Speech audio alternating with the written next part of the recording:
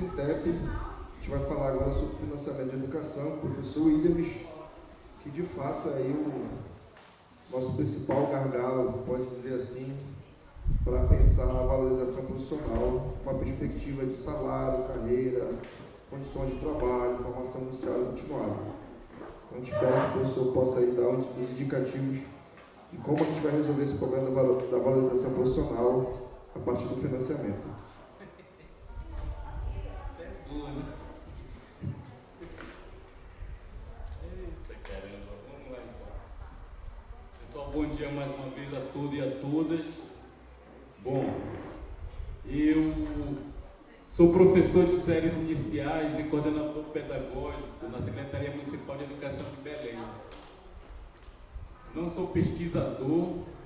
Como dirigente sindical, nós somos obrigados a buscar informações para poder, evidentemente, ter elementos para debater com os representantes do governo municipais, do governo estadual. E também por uma questão de vaidade pessoal mesmo, da gente sempre buscar saber mais sobre as questões educacionais. E como falou o Renan, talvez esse tema seja o principal.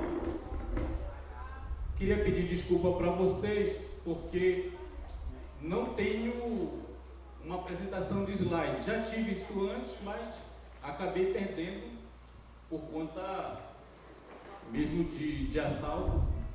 Esse material que eu tinha, que evidentemente tomou um pouco de tempo para a gente procurar informações, sistematizar isso tudo numa apresentação, deve estar espalhado pelo Estado. Alguma pessoa deve ter. Eu, particularmente, não tenho mais. Mas quando a gente fala em financiamento da educação, a primeira coisa que me vem à cabeça é o atual Plano Nacional de Educação. E não tem como a gente falar no atual Plano Nacional de Educação sem falar no primeiro, que foi aprovado pelo Congresso Nacional em 2001. E interessante que na década de 90, que foi o período em que as ideias neoliberais elas tomaram mais força no Brasil, no período do governo do Fernando Henrique Cardoso, e diga-se de passagem que hoje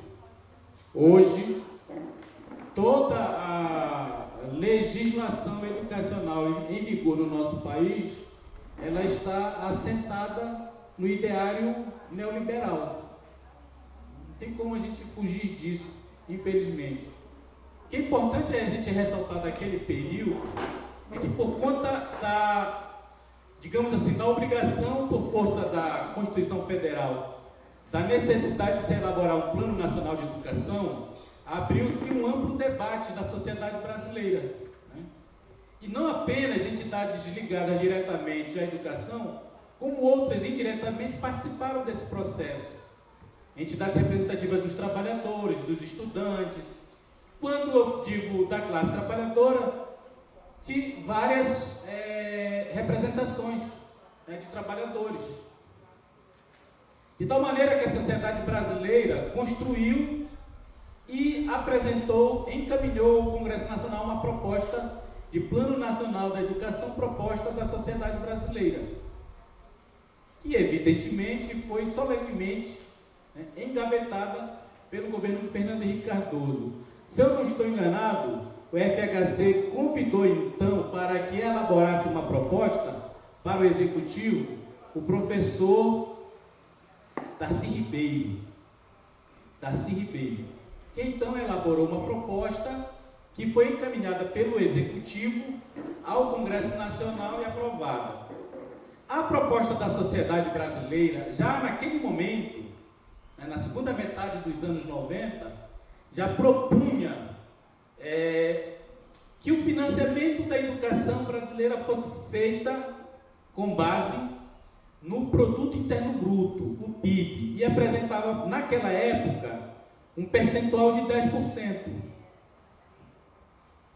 Essa proposta, como eu falei, ela não foi considerada, ela foi desconsiderada. o Congresso Nacional aprovou um percentual de 7% e o presidente Fernando Henrique Cardoso vetou.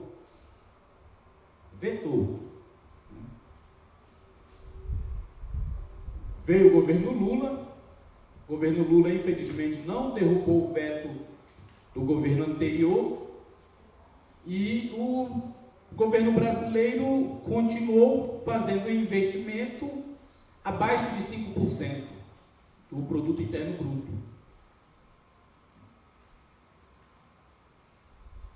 Nós sabemos hoje que existem, alguém aqui falou dos organismos internacionais que definem, né, os programas e projetos para os governos em desenvolvimento, subdesenvolvidos, governo do terceiro mundo.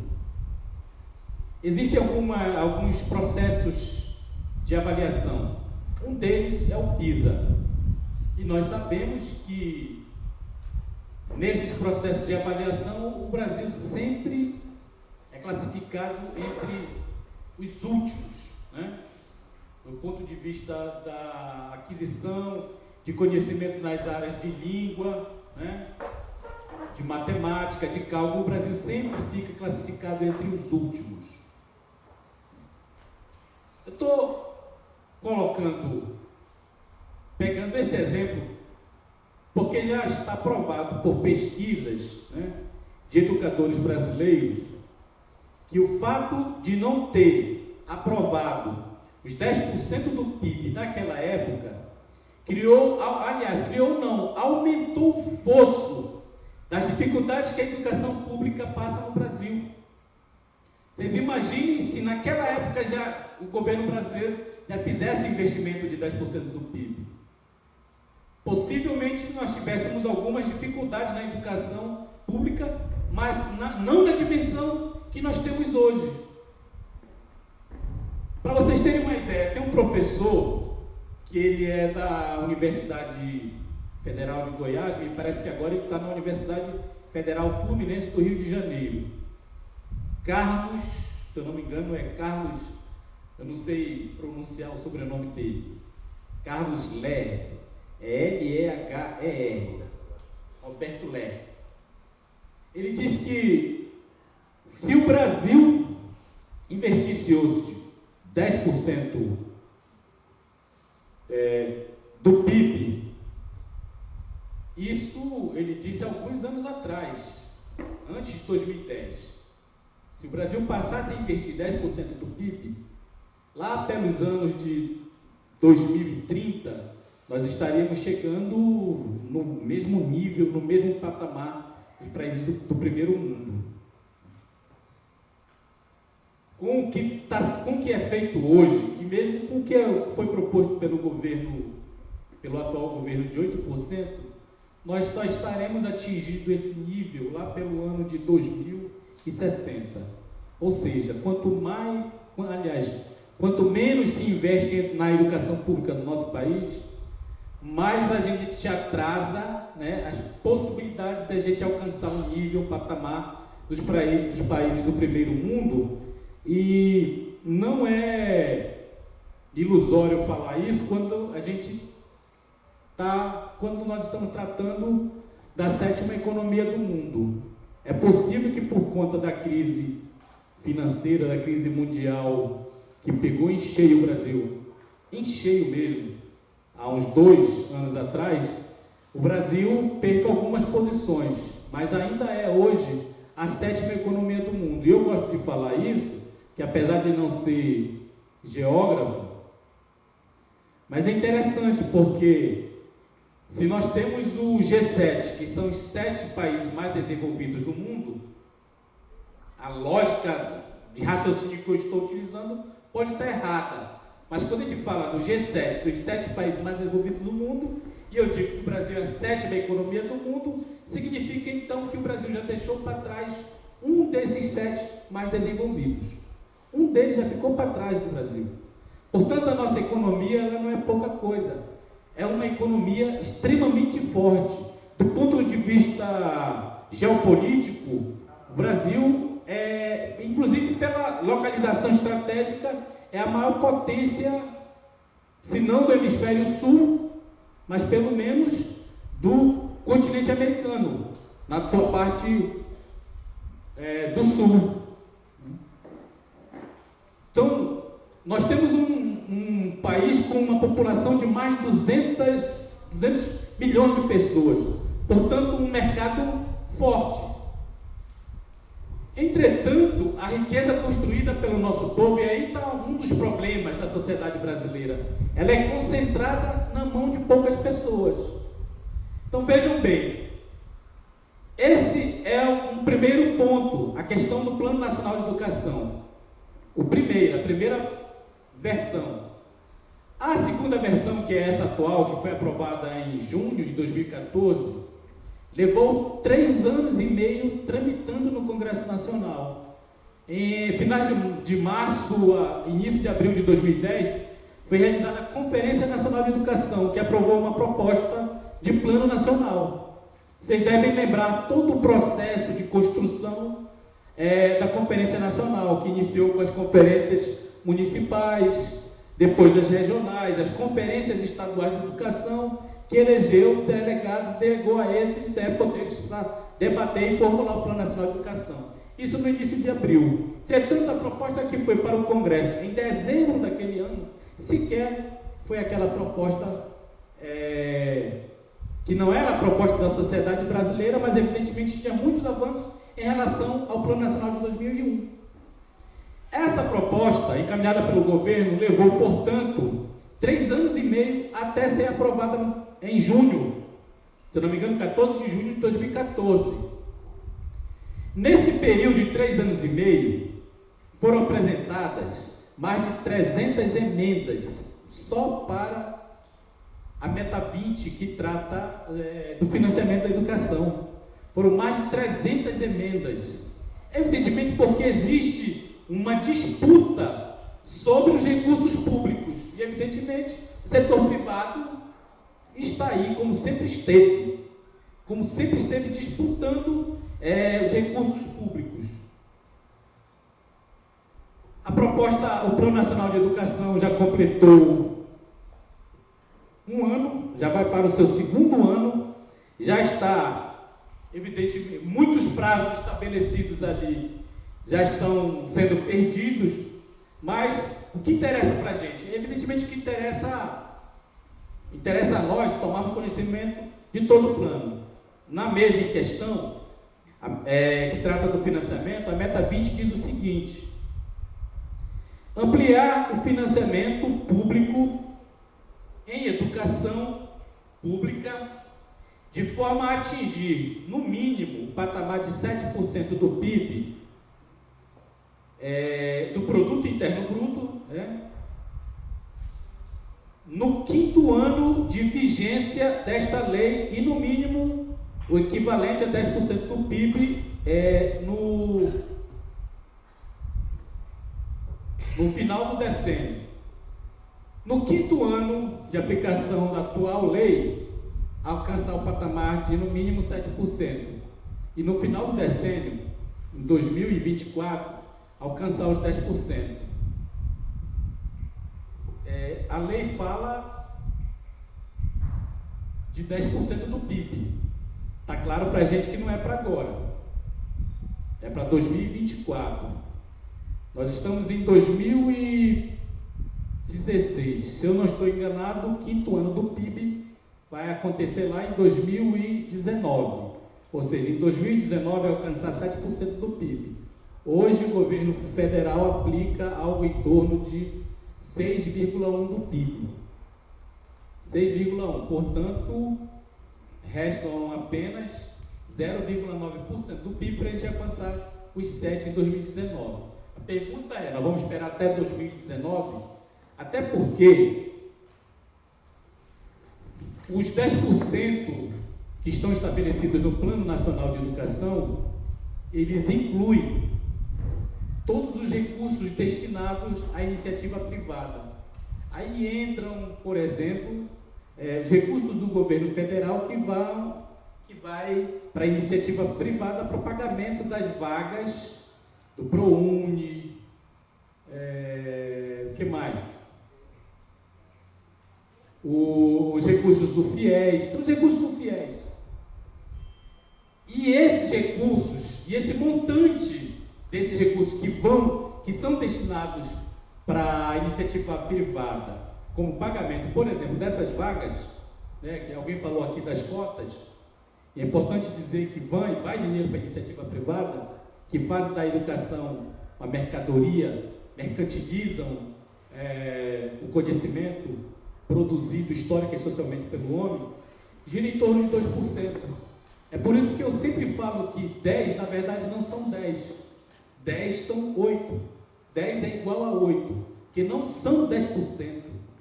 Não é à toa que a luta da nossa categoria em nível nacional continua sendo por 10% do PIB e já está provado que hoje os 10% não dão mais conta das necessidades da educação pública do nosso país.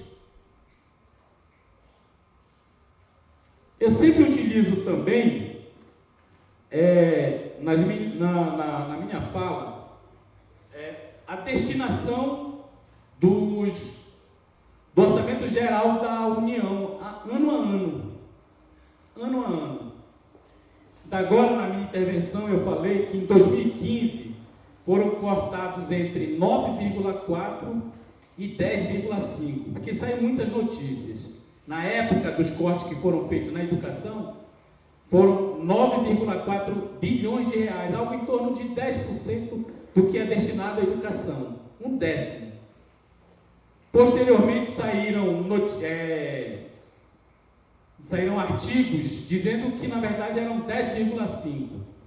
Se a gente for pegar aqui só o ano de 2014, e é por isso que é importante a gente fazer o debate, o Fernando me parece que falou um pouco sobre isso, da questão da dívida pública, porque não é brincadeira o que é treinado dos recursos do povo brasileiro para pagar uma dívida que, como o Fernando falou, passou por uma auditoria no ano de 1931 e naquela época ficou provado que entre 60% e 60% do que era declarado, na verdade, não havia documentos que comprovassem que ela existia.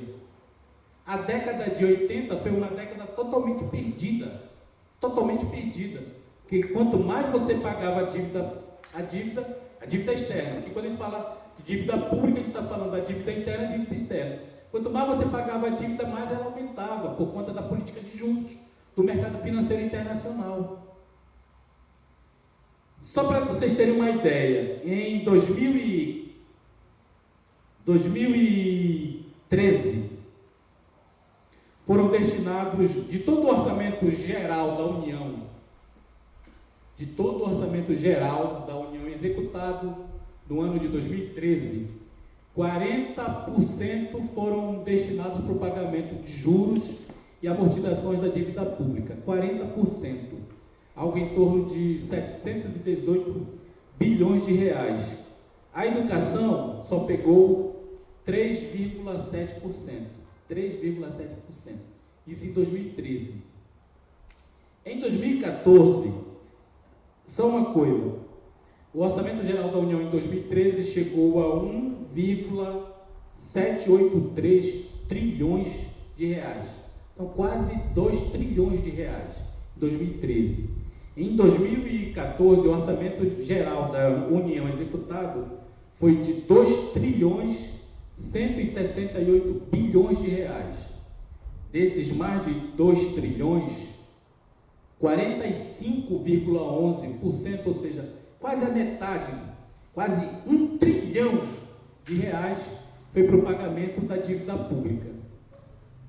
É por isso que a gente diz assim, pega esse 1 trilhão aí, 978 bilhões e dividam por 365 dias, vocês vão ter, assim, 3, alguma coisa bilhão por dia pago para o sistema financeiro internacional, só juros e amortizações da dívida pública. No tempo em que foi realizada essa auditoria, o governo equatoriano não pagou a sua dívida. O que foi que eles fizeram? Elaboraram 4 grandes projetos educacionais. E aquele dinheiro que era drenado do sistema financeiro internacional, eles aplicaram nesses programas. E em 2 anos eles erradicaram o analfabetismo naquele país. Se não me engano, foi no governo do Correia. Como é o nome? Eu te lembro, agora tu me lembra do nome.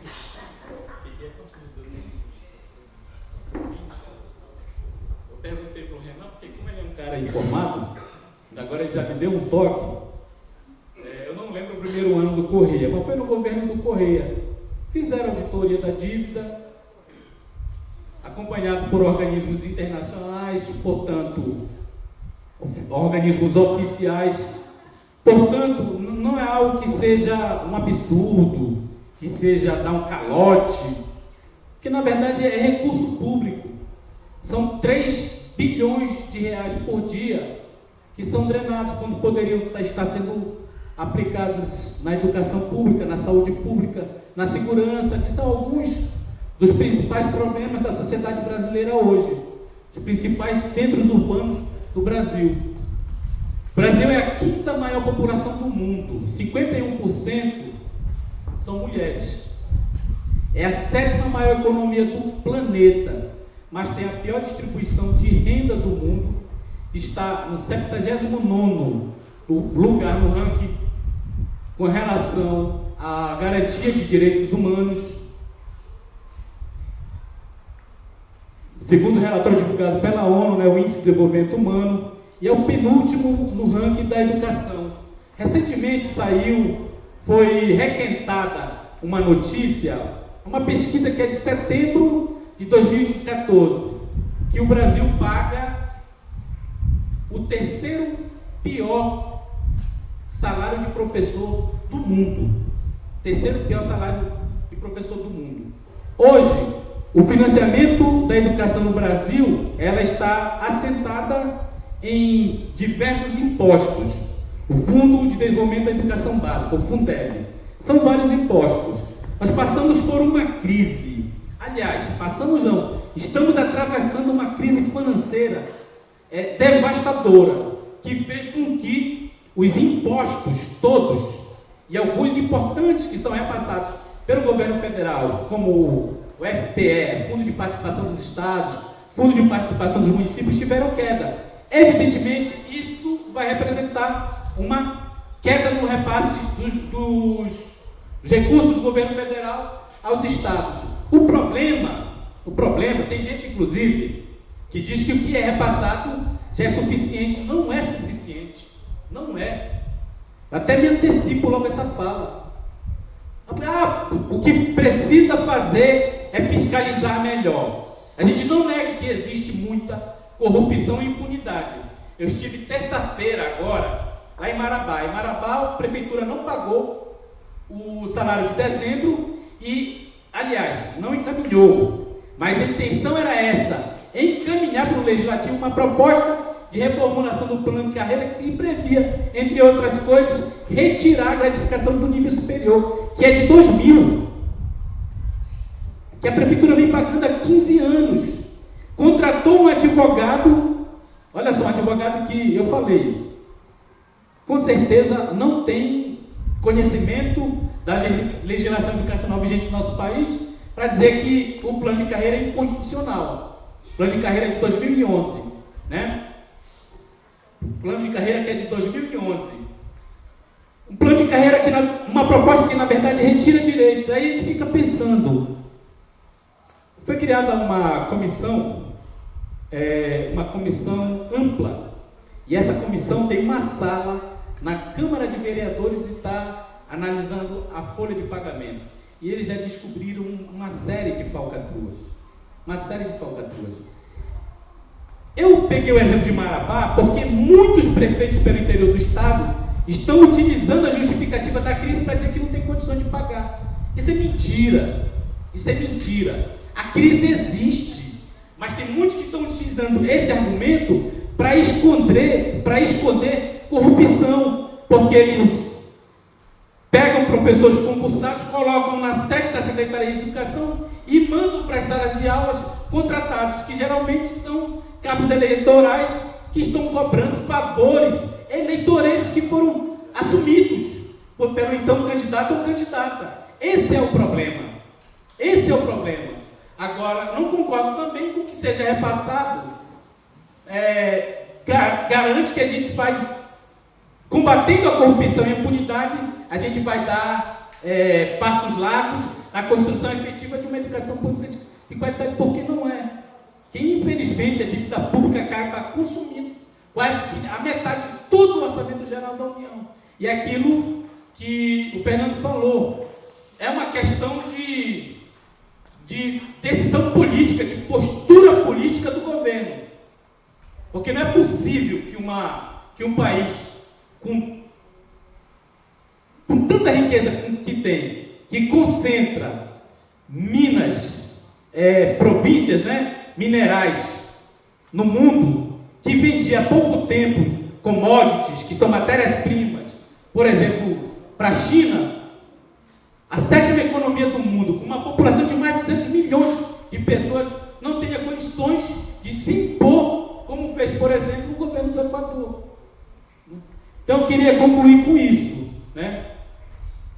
O Brasil hoje não dá conta, a política de financiamento de fundos não vai resolver da mesma forma que o Fundef não resolveu o problema do ensino fundamental da educação pública no nosso país.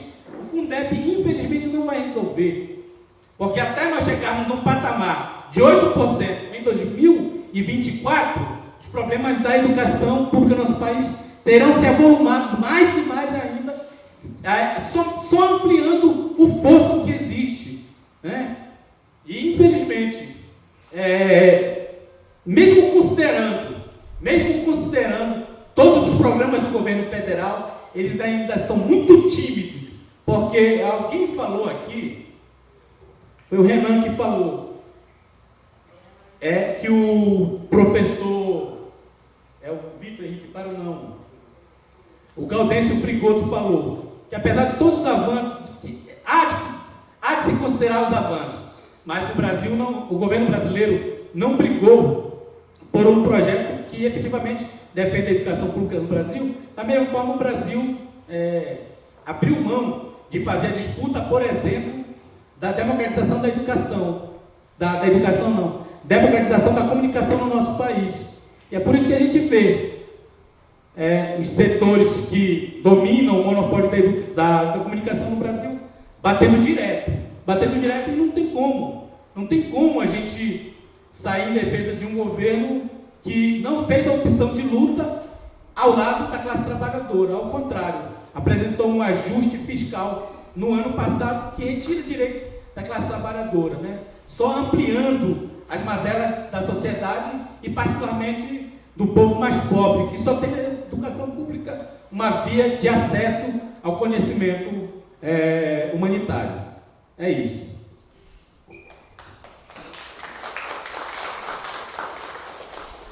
Eu só vou fazer alguns comentários na fala do professor Williams, eu vou passar a palavra para a plateia. Isso é importante localizar, que ele localizou, que a gente vive no Estado neoliberal. O que isso quer dizer?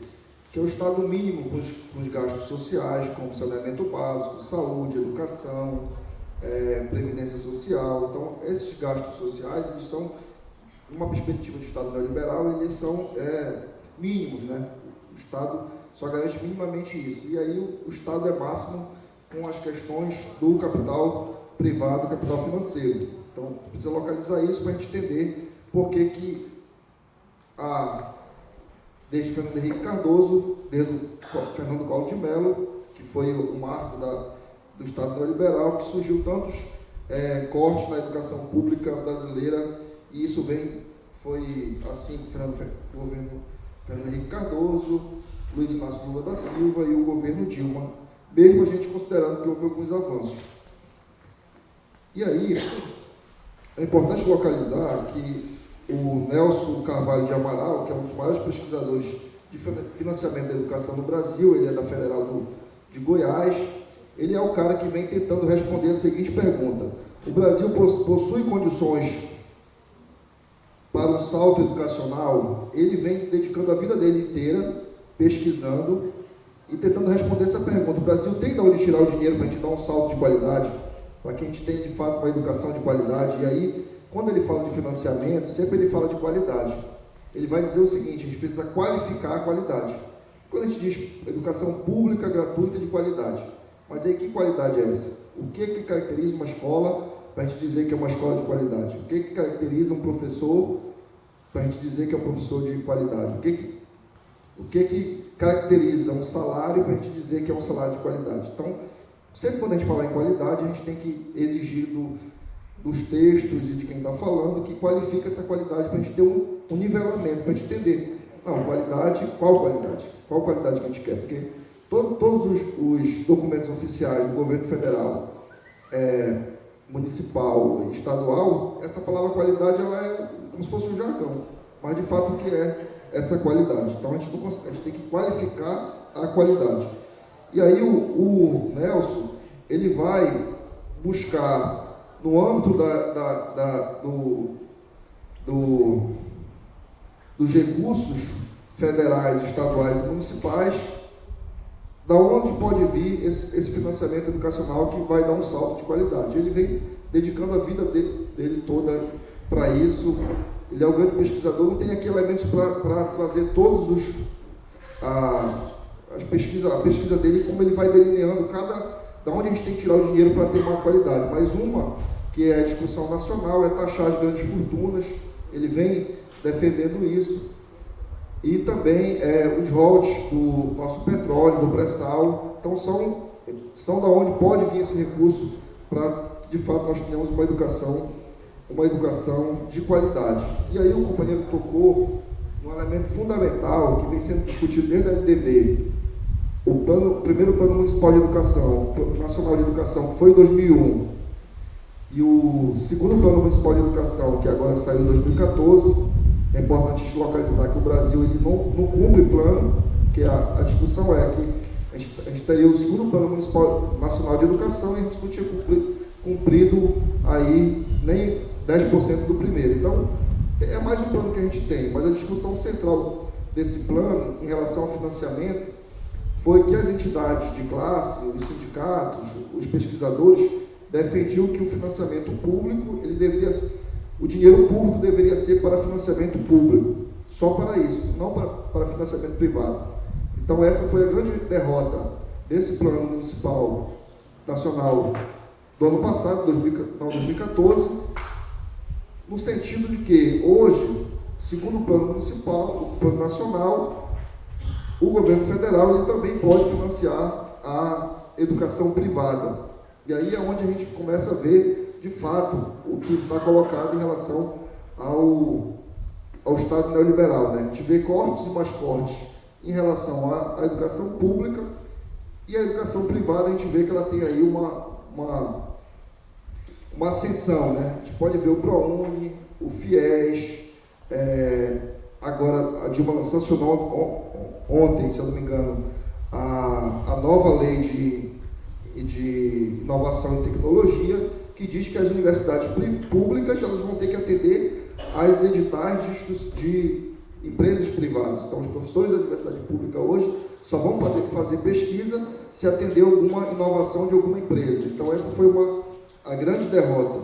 E aí, de fato, ele coloca o que é central. É uma discussão que vem no âmbito das entidades de classe, que é a questão do PIB. E aí a luta histórica, vocês já participaram aí de várias campanhas em defesa da educação pública e de fato defende 10% do PIB para a educação pública. E aí, de fato, dinheiro público financiando a educação pública.